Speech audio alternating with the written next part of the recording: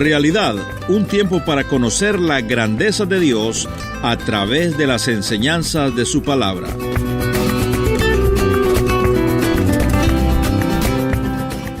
¿Por qué le vienen al cristiano que ha hecho una decisión por Cristo pruebas difíciles y adversidades severas? ¿Ocurren por accidente? ¿Las planea el diablo o vienen de la mano de Dios? ¿Cómo las enfrentamos? ¿Por qué las manda Dios? ¿Qué podemos aprender de esos tiempos severos de prueba? La prueba es algo destinado a hacernos bien. La tentación es una solicitación al mal.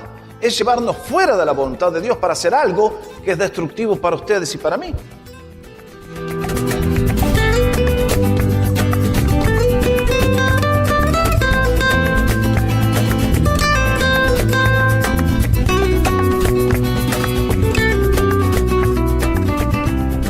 Le damos la más cordial bienvenida a esta edición de Realidad.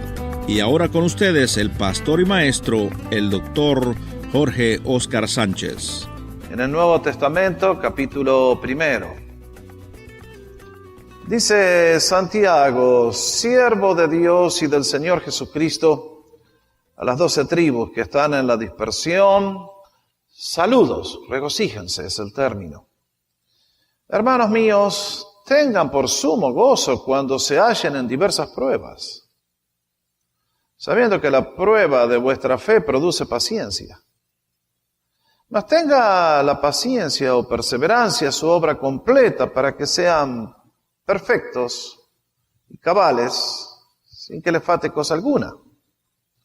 Y si alguno de ustedes tiene falta de sabiduría, pídale a Dios, el cual da a todos abundantemente y sin reproche, y le será dada. Pero pida con fe, no dudando nada. Porque el que duda es semejante a la onda del mar, que es arrastrada por el viento y echada de una parte a otra. No piense, pues, quien tal haga, que recibirá cosa alguna del Señor. El hombre de doble ánimo, el hombre que tiene una guerra civil adentro, es inconstante en todos sus caminos. El hombre que es de humilde condición, gloríese en su exaltación. Pero el que es rico, en su humillación, porque él pasará como la flor de la hierba. Porque cuando sale el sol con calor abrasador, la hierba se seca, su flor se cae y perece su hermosa apariencia. Así también se marchitará el rico en todas sus empresas. Bienaventurado, dichoso, feliz, la dicha del varón que soporta la tentación, o que soporta la prueba, es el mismo término. Porque cuando haya resistido la prueba, recibirá la corona de vida que Dios ha prometido a los que les aman. Años atrás, cuando estábamos en Vancouver, allí en nuestra iglesia había un matrimonio que amábamos muchísimo. Dave sirvió a la iglesia de habla inglesa por muchos años como pastor de jóvenes. Hannah trabajaba en la oficina como una de las asistentes al ministerio. Era una familia muy linda. La iglesia recibió muchas bendiciones por ellos. En un momento de la vida, diagnosticaron a Hannah con una enfermedad muy seria. Tuvo que comenzar el tratamiento. Dave la lleva un día al hospital. Cuando sale del tratamiento va a buscar el auto, se lo habían robado. A los pocos días, la hija les comunica que un matrimonio que tal vez no era lo que debía haber sido, ahora terminaba en corte de divorcio. Hace años atrás una señora me decía, pastor, yo estoy convencido que Dios me odia a mí. Desde que lo acepté en mi vida, las cosas parece que van de mal en peor. Mi marido se fue con otro hombre, mis hijos están en rebelión, yo estoy que he perdido el trabajo, y cuando yo llegué a la iglesia escuché que el pastor decía que si usted acepta a Cristo, se sube una alfombra voladora y va por allá nomás, y nunca le va a caer nada malo en la vida. Si usted alguna vez ha pensado eso, tengo algunas palabras de corrección y de aliento. ¿Por qué le vienen al cristiano que ha hecho una decisión por Cristo pruebas difíciles y adversidades severas? ¿Ocurren por accidente? ¿Las planea el diablo o vienen de la mano de Dios? ¿Cómo las enfrentamos? ¿Por qué las manda Dios? ¿Qué podemos aprender de esos tiempos severos de prueba? Ese es el tema que trata Santiago en los versículos que leímos juntos esta mañana en Santiago capítulo 1. Y es lo que quisiera llevarles a ustedes a analizar la riqueza de este párrafo tan notable, donde Santiago nos quiere enseñar a vivir. Si ustedes miran este libro y se toman el tiempo para leerlo en casa, van a ver que es un libro muy breve en la Biblia. Y no trata con doctrinas como el nacimiento de Jesús, la crucifixión de Jesús, la segunda venida del Señor. Trata más bien con temas del diario vivir. El propósito de Santiago es enseñarnos a vivir victoriosamente. Y por lo tanto van a notar que a través de la fe en Cristo, que es el tema que une cada uno de los bloques que Él va a tratar, allí nos van a tratar algunos temas que son de carácter muy práctico para poder vivir una vida feliz y con propósito. Aunque muchas veces las circunstancias externas sean todo lo humanamente contrario a lo que anticipamos o quisiéramos.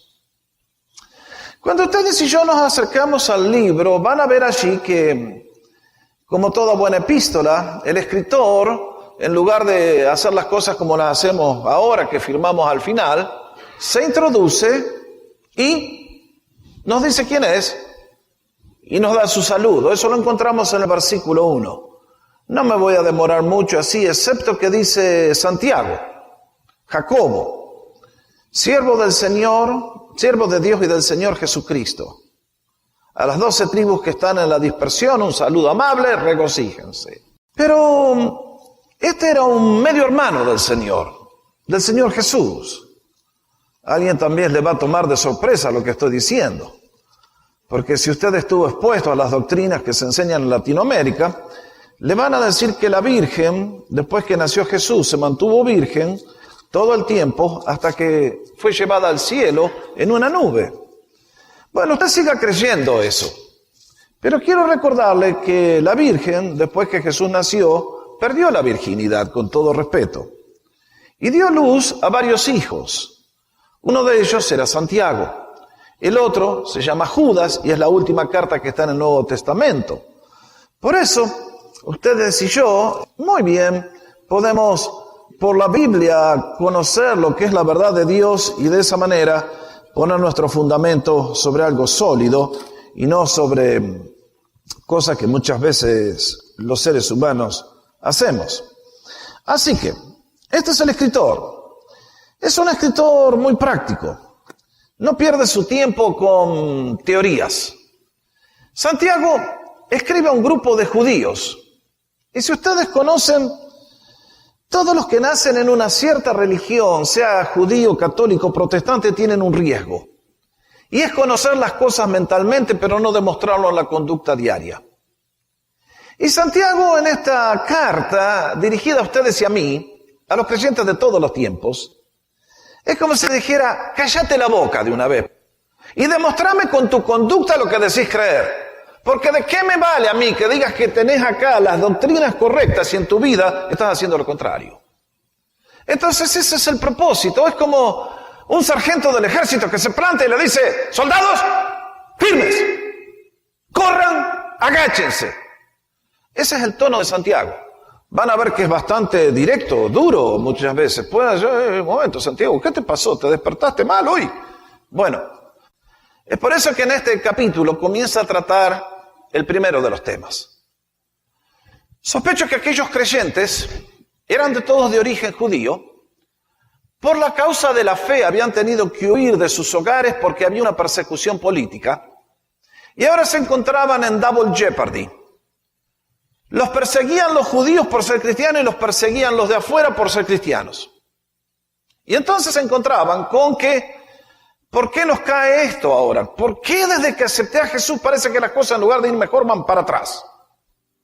Y Santiago, entonces, les quiere enseñar a vivir como todos tenemos que aprender a vivir en este mundo caído.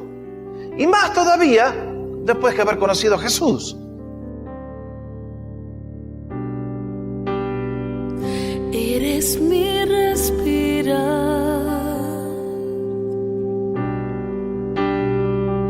eres mi respirar, Dios, tu presencia vive en mí.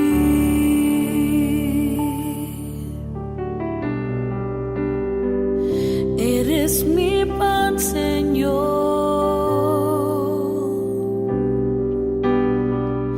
Eres mi pan, Señor.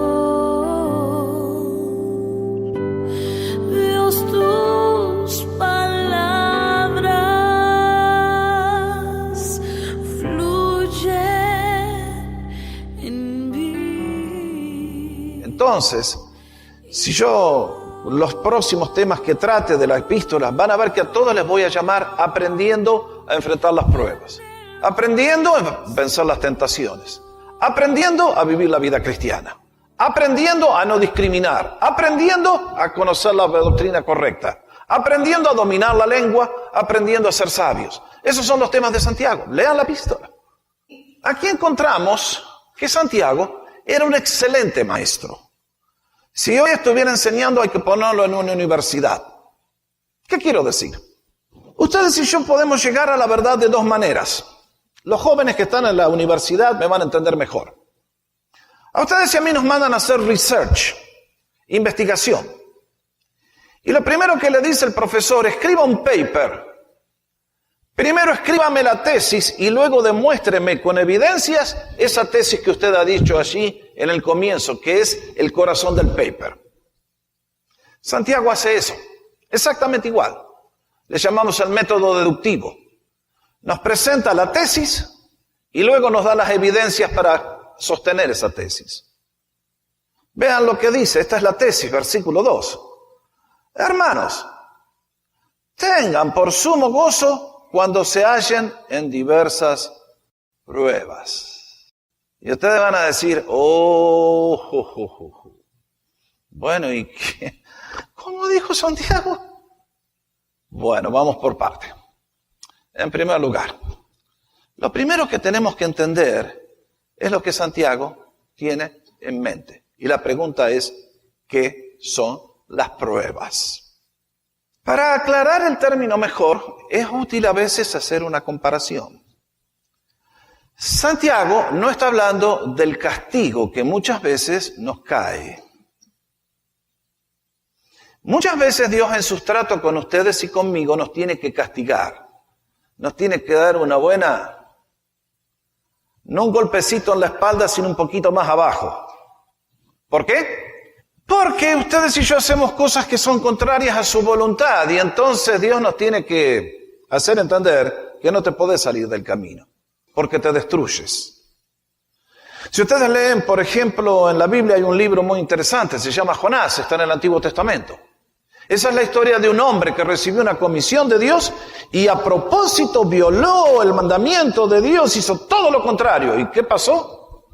Que Dios le había dicho, anda a predicar a Siria, o por allá más o menos, y él agarró un barco y se quiso ir a Barcelona, al Camp Nou.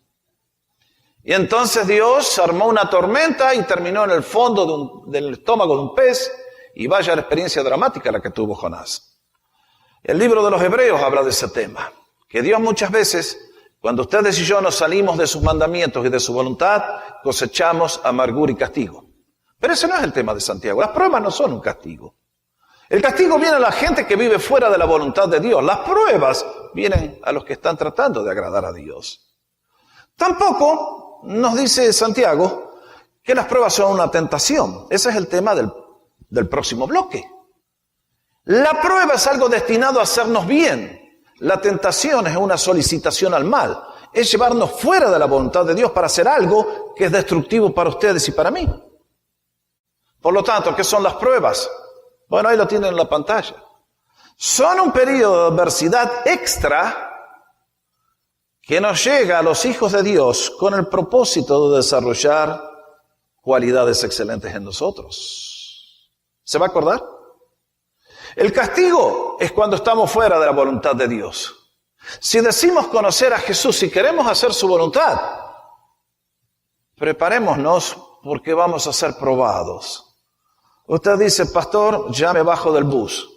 Ok, compañeros. Miren, Santiago nos va a decir 4 cosas en cuanto a las pruebas. 4 realidades. En primer lugar, en este versículo 2, nos va a recordar la primera verdad. Y es que las pruebas son inevitables. Por eso nos dice, hermanos míos, tengan por sumo gozo cuando se hallen en diversas pruebas. No dice si les cae alguna prueba. Dice cuando les caigan. Queridos, en este mundo Dios ha hecho las cosas de manera que nadie se libra de la adversidad. Nadie se va a librar de las pruebas, sea cristiano, sea no cristiano. La diferencia está en que si usted tiene a Jesús, usted sufre con un propósito y tiene esperanza. Pero si usted no tiene a Jesús, va a estar continuamente desesperado. Ahora Jesús, acá Santiago nos recuerda, las pruebas son inevitables en la vida. Son materia obligatoria en la universidad de la vida y nadie se escapa de ellas. No me he podido escapar yo, no se va a escapar usted tampoco. Este es el plan de Dios. En este mundo loco en que vivimos, creemos que el ser humano va a vivir siempre en felicidad continua. Mire, si usted tuviera todo el oro del mundo y nunca tendría que trabajar y tendría todos los placeres, va a terminar muy mal de todas maneras. Porque lo peor que le puede pasar a un ser humano es no tener ni que trabajar, ni que producir, ni tener metas y vivir haciendo nada. Y hay gente que vive así. Tiene todo lo que ustedes y yo no tenemos y termina muy mal porque no entienden el plan de Dios. Primero, las pruebas son inevitables. Le van a venir a usted, me van a venir a mí. Usted no se puede escapar de las pruebas, yo tampoco. Váyase a la China, váyase a Rusia, váyase al país, las pruebas van a venir a su vida. Segunda realidad, y es que nos llegan de manera repentina. ¿Qué nos dice en el versículo 2? Cuando se hallen en diversas pruebas. El término es cuando de repente estabas caminando lindo un día y llegaste, tomaste el auto para salir a la oficina y en la mitad del camino un loco, ¡boom!, y te mandaron al hospital y cambió toda tu vida en un instante. Las pruebas no son así, muchas veces nos llegan de golpe. No las esperábamos, no las teníamos en cuenta y ocurre algo que cambia repentinamente todo el cuadro de nuestra vida. Tercera verdad que dice Santiago con respecto a las pruebas. Puse así que son multicolores porque es el término que utiliza para decirnos en diversas pruebas. Da a entender que son de todo tipo. Muchas veces las pruebas son cortitas y suaves, muchas veces son cortitas e intensas, muchas veces son largas y suaves, muchas veces son largas e inaguantables. Hay de todo tipo. Es como los ejemplos que le daba de David Hanna o de esa señora que me contaba, Dios ya no me quiere más. Usted lo ha vivido. Estoy seguro que si esta mañana le digo, ¿cuál fue la prueba más severa que tuvo que pasar en su vida? Y bueno, estoy seguro que ustedes y yo ya mentalmente estamos diciendo, oh ya, aquella vez cuando esto y esto. Todas las hemos vivido. Muchas veces yo me siento igual que tú. Mi corazón anhela algo real. El Señor viene a mí y me ayuda a seguir en paz en medio de la tormenta. Puedes tener paz en la tormenta. y esperanza cuando no puedas seguir. Aun con tu mundo hecho pedazos, el Señor guiará tus pasos en paz en medio de la tormenta. Cuando lloras por las veces que intentaste, tratas de olvidar las lágrimas que lloraste, solo tienes pena y tristeza, el futuro incierto esperar. Puedes tener paz en la tormenta. Puedes tener paz en la tormenta. Conoce a Dios y usted ama a Jesús, vamos a entender que este periodo extra de adversidad no viene con un mal propósito. Santiago nos va a enseñar, más bien, que las pruebas llegan con un propósito excelente. Versículos 3 y 4. ¿Por qué las permite Dios en nuestra vida? Primera razón, porque están diseñadas para desarrollar cualidades fundamentales que ustedes y yo necesitamos. Versículo 3. Sabiendo que la prueba de vuestra fe produce perseverancia. Usted dice conocer a Jesús. Bien hecho. Es la decisión más gloriosa que un ser humano puede hacer. Usted invita a Cristo a su vida. Es lo mejor que puede hacer. Pero Dios también nos tiene que probar a ver si somos sinceros. Quiere saber si lo nuestro es genuino o es de conveniencia. Y Dios, como quiere hijos, no amigotes, entonces Él tiene que separar el trigo de la cizaña. Y el modo en que lo hace es a través de las pruebas. Porque para el que está creyente que está sano, la prueba le fortalece. Para el que está enfermo, lo separa. Nunca se olvide. A ver si pueden repetir esta frase. Esta es una frase muy ilustre. Las pruebas son el gimnasio de la fe. Usted y yo andamos medio mal físicamente. Y no hemos cuidado el cuerpo y andamos ahí todo medio achacado, no tenemos energía, nos falta el aire. Y decimos, bueno, ya es hora de que vaya al gimnasio. Y voy al gimnasio. ¿Y es lindo ir al gimnasio la primera vez? Ustedes empezamos a hacer ejercicio y los músculos ¿qué hacen? Nos gritan. No me hagas eso, sacame de acá, vamos de vuelta. Vamos ahí a hacer un couch potato, como dijeron, ¿eh? Vamos a sentarnos y a relajarnos, eso de andar levantando pesas. Pero ustedes saben que el gimnasio tiene un buen propósito. Ese esfuerzo, ese sacrificio, ese ejercicio que al principio es doloroso, nos deja al final con músculos tonificados, con aire en los pulmones, energía para vivir. El otro día miraba la nota de una señora, 101 años de edad, y tiene mejor estado físico que muchos de nosotros que tenemos la mitad de años. ¿Por qué? Porque el ejercicio produce vitalidad, y las pruebas producen vitalidad para el alma. No se olvide, las pruebas son el gimnasio para nuestra alma. Por eso ahí Christopher, creo que en la slide de la entrada puso una de las escenas de los militares cuando se están preparando. ¿Vieron el training para el cual los sujetan a los marines? En estos días está de moda está famosa la película con la historia de cómo asesinaron a Bin Laden. ¿Usted quisiera ser grupo de los del SEAL Team? Usted sabe el rigor del training que tienen que llevar esos hombres para poder lograr semejantes misiones. Dios quiere lograr cosas notables en ustedes y en mí. Y la única forma de desarrollar las cualidades que nos hacen semejantes a Jesús es a través de las pruebas. Sorry, no hay otra manera. La Biblia nos instruye. Pero después Dios nos dice, bueno, muchachos, vamos al mar de Galilea. Y ahí viene la tormenta y cuando la barca, ustedes lo saben.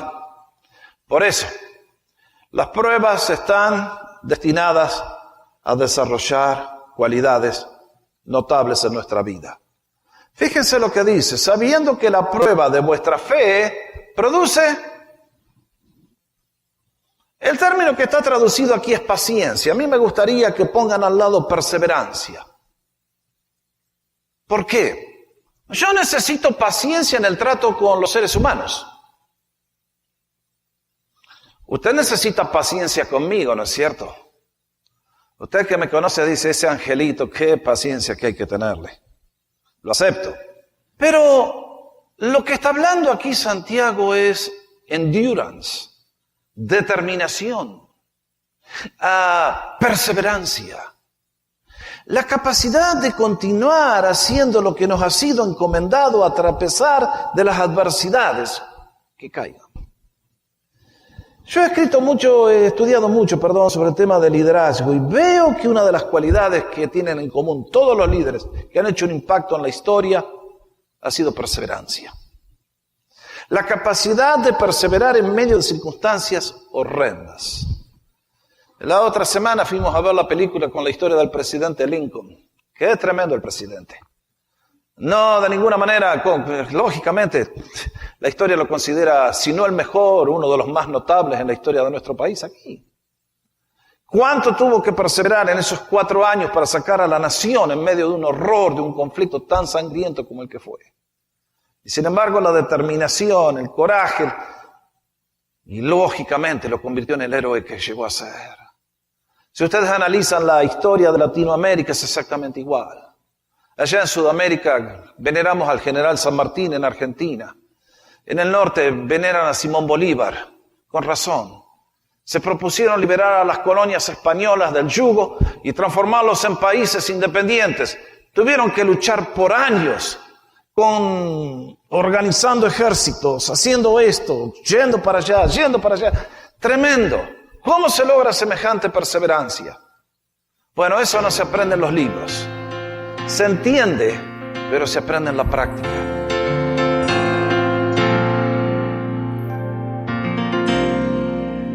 Realidad es una producción de Encuentro y sus preguntas y comentarios son bienvenidos a nuestro portal www.encuentro.ca.